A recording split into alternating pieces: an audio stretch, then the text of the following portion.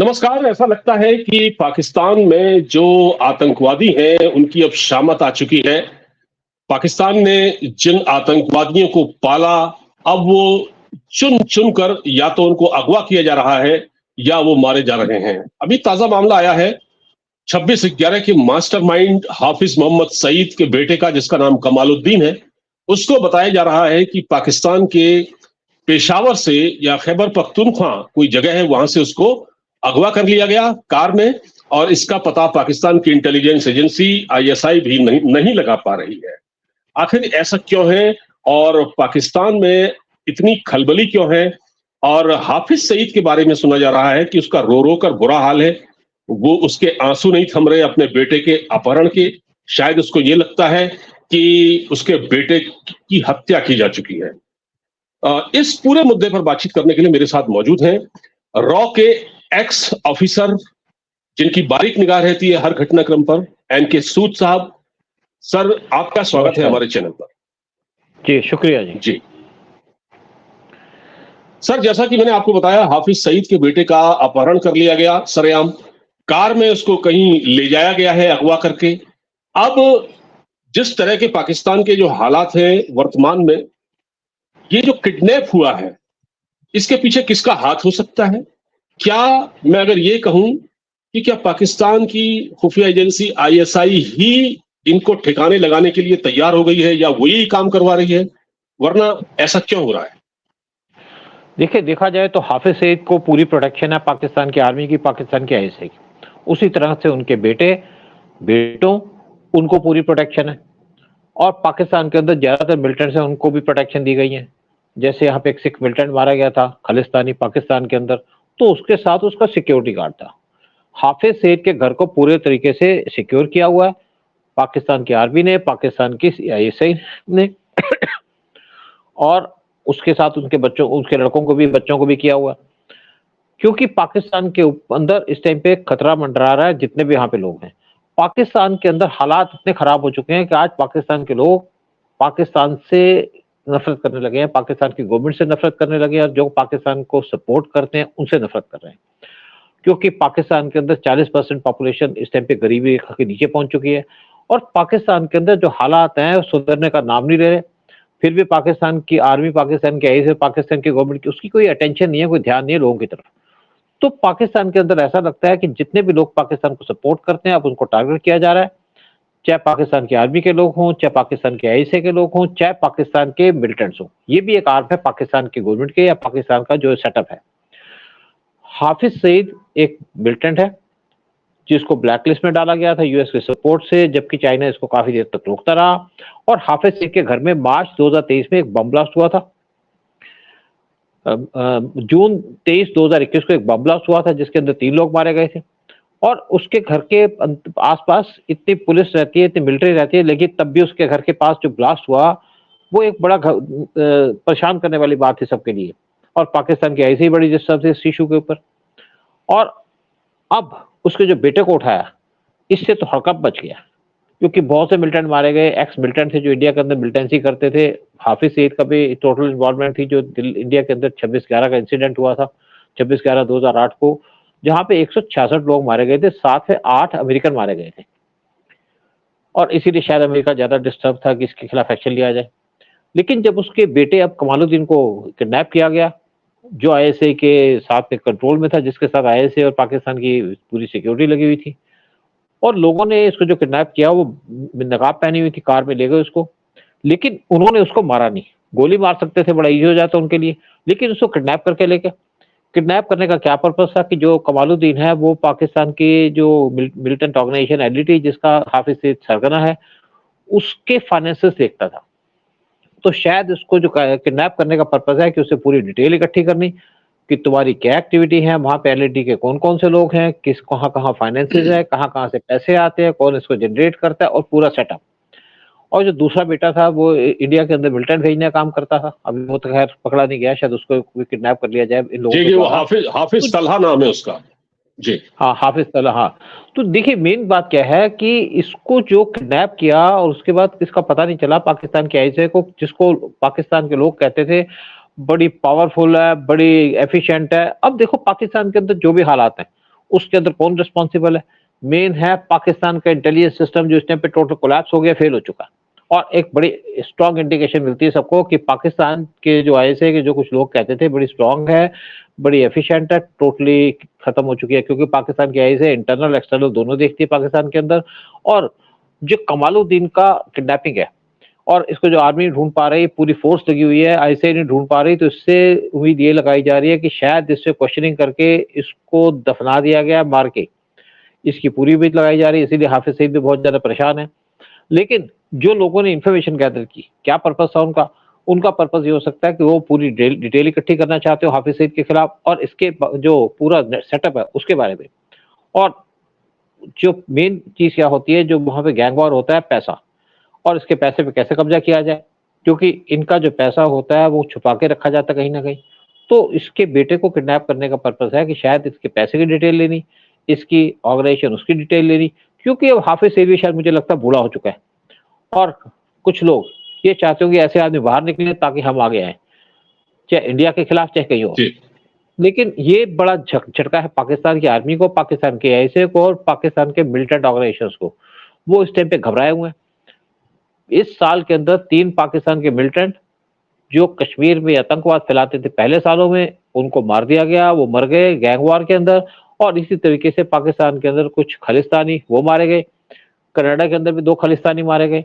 तो ये जो सारा काम चल रहा है, ये मुझे लगता है कि जो इंटरनेशनल ऑर्गेनाइजेशंस हैं, वो जो मिलिटेंसी में डील करती हैं या ड्रग्स में डील करती हैं, वो एक दूसरे के ऊपर अटैक कर रही है, एक दूसरे को फिनिश कर रही है। और इस टाइम पे गेम चल रहा है पाकिस्तान के अंदर और वर्ल्ड के अंदर, जो मिलिटेंट्स हैं यहाँ के, उसका कौन सरगना बने, कौन कंट्रोल करे उनके फाइनेंसेस को, कौन कंट्रोल करे उनके ड्रग्स को, कौन कंट्रोल करे पूरी ऑर्गेनाइजेशंस को। और वो दोबारा से आकर के एक दोबारा डॉन बनना चाहता है पाकिस्तान का, दाऊद इब्राहिम को छोड़ करके। अच्छा सर, ये जैसे उसको किडनैप किया गया, जिस तरह की खबरें हैं, उसको कार में उठा कर ले गए, तो 2 तरह की बातें हो रही हैं कि एक तो ये जो तरीका है ये आईएसआई का अपना है कि कार में डालकर ले गए। वो ऐसा ही करते हैं, वो बहुत सारे जो पाकिस्तान में मीडिया पर्सन है, जर्नलिस्ट हैं, जिनको वो उठाकर ले जाते हैं, सरेआम कार में डाला और ले गए। कुछ को उन्होंने मार भी दिया। अभी हाल ही में एक पाकिस्तान का पत्रकार छूटा है जो 4 महीने जेल में बंद था, इमरान रियाज खान, उसको भी आईएसआई ने ही अगवा किया था। तो ये जो तरीका है आईएसआई, ये जो किडनैप करने का तरीका है, ये तो आईएसआई का है। तो क्या लगता है आपको, ये आईएसआई ने ही किडनैप करवाया है या ये टीटीपी वालों का इसमें कोई हाथ है? टीटीपी वालों ने किया है? कोई भी ऑर्गेनाइजेशन हो सकती है। जैसे पेशावर में बात करें तो टीटीपी काफी स्ट्रांग है, लेकिन दूसरी तरफ पाकिस्तान की आईएसआई और पाकिस्तान की आर्मी वो काफी इस टाइम पे डिस्टर्ब्ड है, क्योंकि पाकिस्तान के जो आर्मी चीफ हैं जनरल मुनीर, उन्होंने पीछे एक स्टेटमेंट दी थी कि हम पाकिस्तान की इकोनॉमी को, आर्मी को रोल प्ले करना पड़ेगा उनकी इकोनॉमी को ठीक करने के लिए। अगर पाकिस्तान की इकोनॉमी को ठीक करना है तो वहां के मिलिटेंट ग्रुप से बैठे हैं उनको हटाना पड़ेगा, क्योंकि अगर वो वहां की इकोनॉमी ठीक करना चाहेंगे तो उसको इंडिया के साथ रिलेशन अच्छे रखने पड़ेंगे, और रिलेशन अच्छे रखेंगे तो किसी भी तरीके से मिलिटेंट ग्रुप या मिलिटेंट्स उनके खिलाफ जाएंगे और उनके खिलाफ बगावत कर देंगे।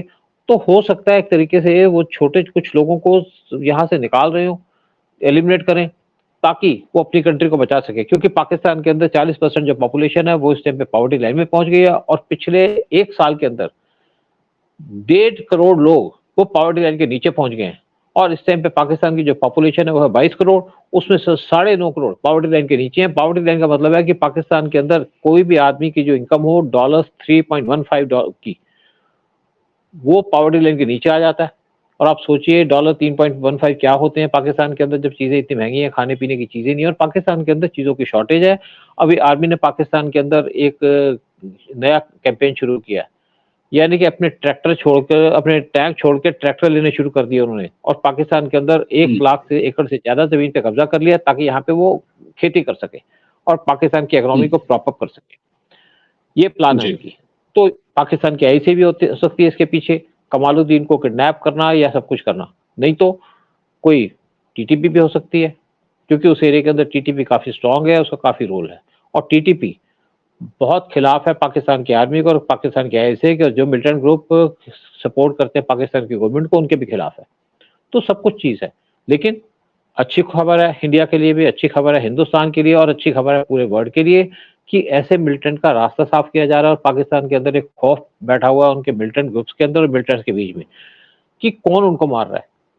क्योंकि जितने भी लोग मारे गए, किसी के बारे में कोई इनको खबर नहीं मिली, किसी को कोई अरेस्ट नहीं कर सके, किसी की इन्वेस्टिगेशन नहीं कर सके, कौन इनके पीछे है, कौन नहीं है। जब इनको कोई रास्ता नहीं जी मिलता, तो इनको एक रास्ता मिलता है कि रॉ हो सकता है पीछे।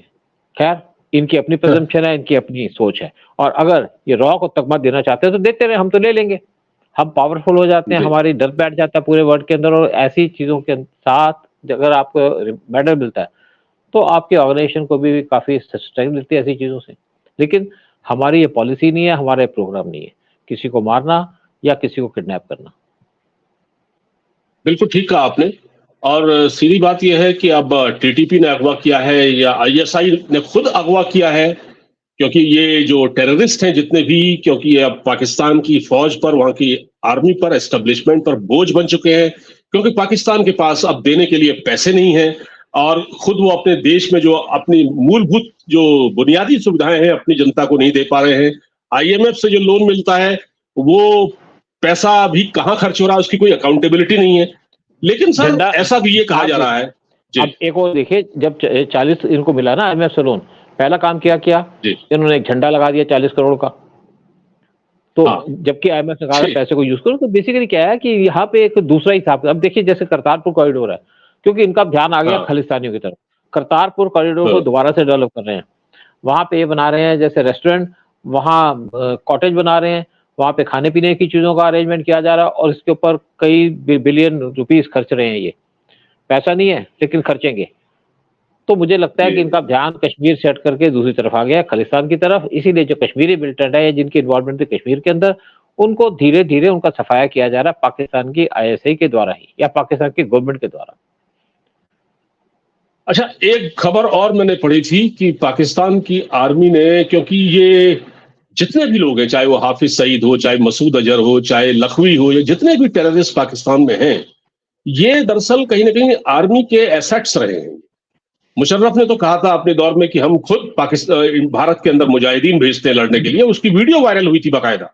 मुशर्रफ ने इस नहीं, बात को एक्सेप्ट किया।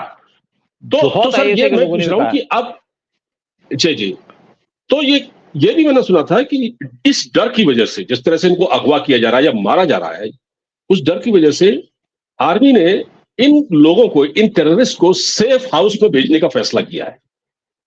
10-12 जितने जी भी हैं देखिए, उनको सेफ मैं हाउस। आपको बताऊं, बहुत देर से उन्होंने ये काम किया हुआ है। जैसे उन्होंने जी दाऊद इब्राहिम को छुपा के रखा है, और इनको कह दिया कि अपनी मूवमेंट लिमिटेड रखो। कुछ को तो जेल के नाम पे जगह छुपा के रख दिया, जैसे हाफिज सईद को और दाऊद इब्राहिम को भी। इनको मना कर दिया कि आप पब्लिक पे नहीं जाएंगे। पब्लिक पे जाने का है कि आप एक्सपोज होते हैं, कोई आपको गोली मार सकता है, क्योंकि जो मिलिटेंट होते हैं इनके साथ, उनके पास भी बंदूकें होती हैं। कोई भी बंदूक लेके जा सकता है, पाकिस्तान के अंदर फ्री हैंड है सबको। तो इन्होंने सबको बेसिकली भी कह दिया है कि आप अपनी मूवमेंट्स को कम रखो, और जब भी कोई खतरा होता है, चाहे इंटेलिजेंस के लोग हों, चाहे दूसरे ग्रुप के लोग हों, उनके ऊपर जब खतरा बैठता है तो उनको कह दिया जाता है मूवमेंट कम रखो। जैसे अभी आप देखिए कनाडा के अंदर इंसिडेंट हुई है, तो इंडियन गवर्नमेंट ने एडवाइजरी इशू की अपने स्टूडेंट्स को कि आप अपनी मूवमेंट कम रखो, डेंजरस एरिया मत जाओ। तो इसी तरीके से इनको भी कहा हुआ है। लेकिन जब टाइम खराब होता है तो कुछ भी हो सकता है। तो इनका टाइम खराब चल रहा है, बिल्कुल हाफिज सईद का टाइम खराब चल रहा है, उसके बेटे का टाइम खराब चल रहा है, और मुझे नहीं लगता कि अब ये बच पाएगा। इसको जरूर मार दिया होगा, खत्म कर दिया होगा, क्योंकि ज्यादातर इनको जिंदा रखना बिल्कुल है, ज्यादातर इनको जिंदा रखना उनके लिए भी सेफ नहीं है जिन्होंने किडनैप किया है। लेकिन बिल्कुल, एक असल और में बात कहूँ, अपने बेटे के डर के बाद हाफिज सईद को अपना डर सता रहा होगा कि पता नहीं ये लोग मुझसे जो काम था वो अब तो इन्होंने निकलवा लिया। अब अगर मैं यूजलेस हूं, जब मेरा कोई यूज ही नहीं है, तो फिर ये कल को मुझे भी उठा सकते हैं। ये भी तो उसके अंदर एक डर बैठ बिल्कुल गया होगा। बिल्कुल बिल्कुल बिल्कुल बिल्कुल सर। बिल्कुल। सर बहुत बहुत धन्यवाद हमसे जुड़ने के लिए, और इस पर और भी बात होगी, हम आपसे ये सिलसिला जारी रखेंगे। आप हमसे जुड़े, आपका शुक्रिया, बहुत बहुत धन्यवाद। जय हिंद सर। जय हिंद, नमस्कार। नमस्कार सर।